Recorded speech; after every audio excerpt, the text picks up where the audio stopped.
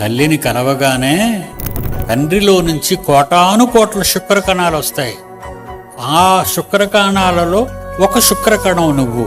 నిన్ను తీసుకొచ్చినవాడు, నిన్ను గెలిపించినవాడు, నిన్ను తల్లి అండంతో ఫలదీకరణం చెందించినవాడు నువ్వు కాదు, మీ అమ్మ కాదు, మీ నాన్న కాదు, నీ తండ్రి, పరలోకమందున్న తండ్రి.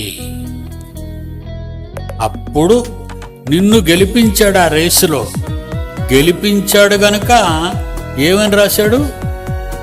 పిల్లలు దేవుడిచ్చు బహుమానములు.